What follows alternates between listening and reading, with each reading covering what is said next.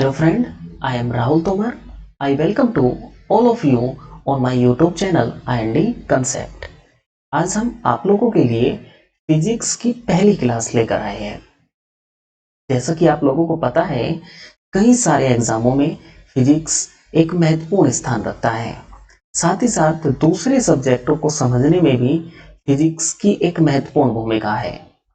जैसा physical geography में कई सारे सवाल के आंसर केवल फिजिक्स के अंदर ही आपको मिलेंगे। जैसे हवाएं ऊपर जाकर ठंडी क्यों हो जाती है, हाई एल्टीट्यूड पर हमेशा टेम्परेचर कम क्यों होता है, महासागरीय जलधाराएं या पवन नॉर्थ ग्लोब पर क्लॉकवाइज जबकि साउथ ग्लोब पर एंटी क्लॉकवाइज क्यों चलती है, इन सभी के आंसर आपको फिजिक्स के अंदर ही मिलेंगे।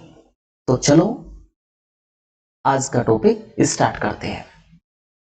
सबसे पहले हम बात करते हैं इंट्रोडक्शन ऑफ फिजिक्स की। फिजिक्स जो शब्द है ये ग्रीक लैंग्वेज का एक शब्द है फ्यूसिस। फ्यूसिस का मतलब होता है प्रकृति, नेचर। यानी कि अगर बिल्कुल सरल भाषा में बात की जाए, विज्ञान की वह शाखा जहां पर प्रकृति का अध्ययन किया जाता है भौतिकी कहलाता है। अब आप लोगों के मन में यह सवाल आया होगा कि आखिर प्रकृति क्या है। आप लोग कई बार प्रकृति, नेचर का नाम लेते हो, तो आखिर प्रकृति है क्या? जब एनर्जी यानी कि ऊर्जा और मैटर, द्रव्य, जब एनर्जी और मैटर एक दूसरे के साथ इंटरेक्ट करते हैं और इंटरेक्शन के बाद जो आउटकम यानी कि जो रिजल्ट निकल कर आता है वो ही कहलाता है प्रकृति। यानी कि प्रकृति ऊर्जा और द्रव्य की पारस्परिक क्रिया को हम क्या कहते हैं? प्रकृति, नेचर। अब आप लोगों के मन में एक सवाल आया होगा, जैसे जब सभी चीजें एनर्जी और मैटर से मिलकर बनी हुई है तो हर चीजों का व्यवहार अलग अलग क्यों है? जैसे एक पेड़ का व्यवहार, एक पत्थर का व्यवहार, हवा का व्यवहार, पानी का व्यवहार, इन सब के व्यवहार जो है अलग अलग कैसे हैं, जबकि ये बने हुए हैं ऊर्जा और द्रव्य से। देखो, अगर आपसे कहा जाए 1 + 2 = 3, 1 + 3 = 4, 1 + 4 = 5, तो यहां पे आपने क्या देखा, जैसे ही हमने नंबर चेंज किए तो उनका आउटकम भी चेंज होके आया। सेम ऐसे ही एक पेड़ और एक पत्थर की अगर बात की जाए, पेड़ और पत्थर दोनों ही एनर्जी और मैटर से मिलकर बने हुए हैं, परंतु है क्या, दोनों के अंदर एनर्जी और मैटर का रेशियो अलग अलग है, जिस कारण उनके व्यवहार भी बदल जाते हैं। यानी कि थोड़ा और गहराई में जाके अगर हम फिजिक्स की बात करें, भौतिकी विज्ञान की वह शाखा है जहां पर ऊर्जा, द्रव्य और उनकी पारस्परिक क्रियाओं का अध्ययन किया जाता है, भौतिकी कहलाता है। अगर हम इसे एक साइंटिस्ट की भाषा में बात करें, एक वैज्ञानिक भाषा में बात करें कि फिजिक्स है क्या, तो कुछ मूलभूत प्रश्नों के जवाब देना, यानी कि फंडामेंटल क्वेश्चनों के जवाब देना या उनके आंसर ढूंढना या जवाब देने की कोशिश करना, ये कहलाता है भौतिकी।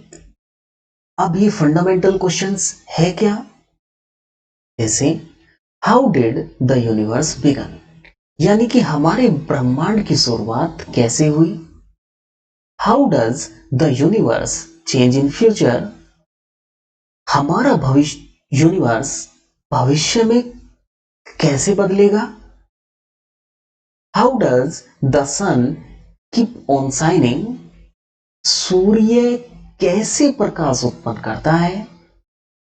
What are the basic fundamental blocks of matter, पदार्थ का सबसे मूलभूत आधार क्या है? इन सब के आंसर देना या ढूंढना या कोशिश करना ये कहलाता है भौतिकी।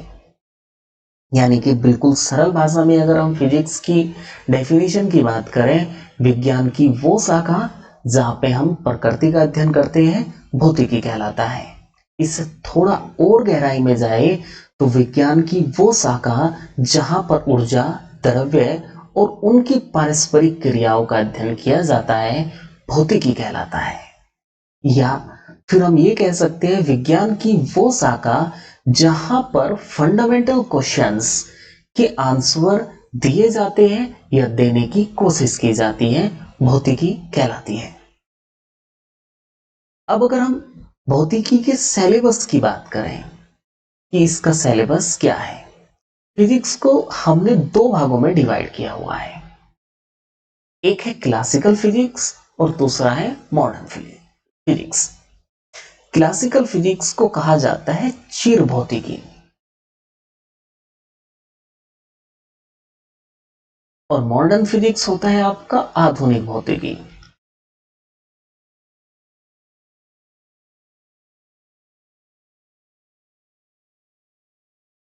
अब क्लासिकल फिजिक्स के अंदर आपकी आती है 7 यूनिट और मॉडर्न फिजिक्स के अंदर आती है आपकी 4 यूनिट। अब एक एक यूनिट को देखते हैं। सबसे पहले अगर हम बात करें मैकेनिक्स, यांत्रिकी। यांत्रिकी में हमें क्या पढ़ना है? वे वस्तु जिनकी गति प्रकाश की गति से कम है, उन वस्तु की गति, उन पर लगने वाले बलों का अध्ययन किया जाता है यांत्रिकी में।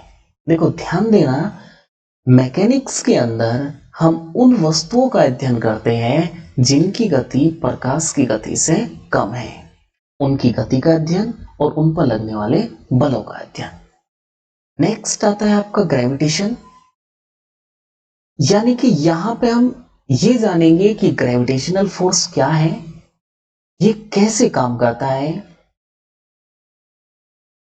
और इससे रिलेटेड जो सिद्धांत क्या कहते हैं। नेक्स्ट यूनिट आती है आपकी तरल का गतिज सिद्धांत, काइनेटिक थ्योरी ऑफ लिक्विड।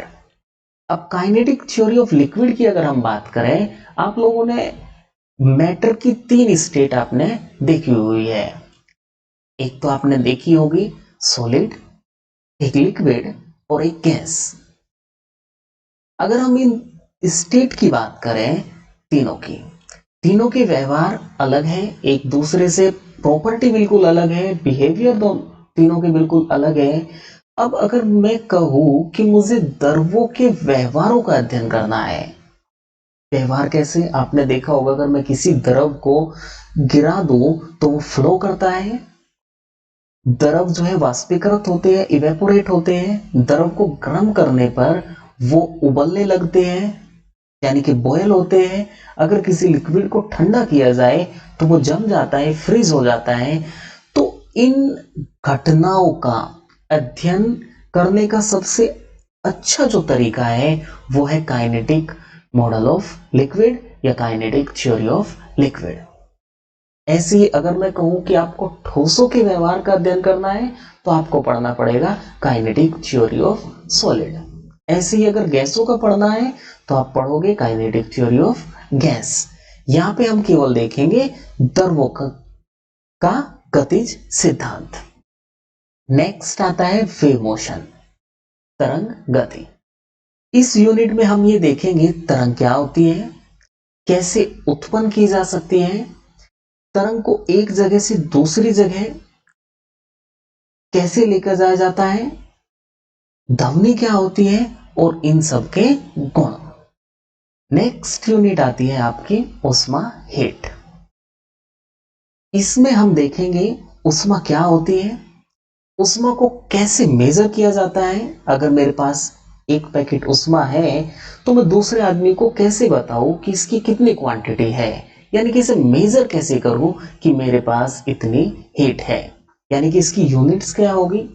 साथ ही साथ हम अगर मेरे पास उष्मा का सपोज करो ये पैकेट है और ये पैकेट मुझे इस जगह पे लेके जाना है, तो किन किन विधियों द्वारा मैं इस उष्मा के पैकेट को हीट के पैकेट को इस जगह पे लेके जा सकता हूं, यानी कि ट्रांसमिशन ऑफ हीट। साथ ही साथ हम देखेंगे कि हीट को वर्क में कैसे कन्वर्ट किया जा सकता है। अगर मेरे पास उष्मा है तो उसे मैं कार्य में कैसे बदलूं। नेक्स्ट आता है आपका लाइट। इस चैप्टर में हम देखेंगे लाइट से रिलेटेड सिद्धांत कि प्रकाश है क्या, साथ ही साथ प्रकाश का व्यवहार, प्रकाश के गुण, प्रकाश को कैसे उत्पन्न किया जा सकता है, ये सारी घटनाएं जो है हम देखेंगे प्रकाश के यूनिट में। नेक्स्ट आता है आपका विद्युत धारा, इलेक्ट्रिक करंट। इसमें हम देखेंगे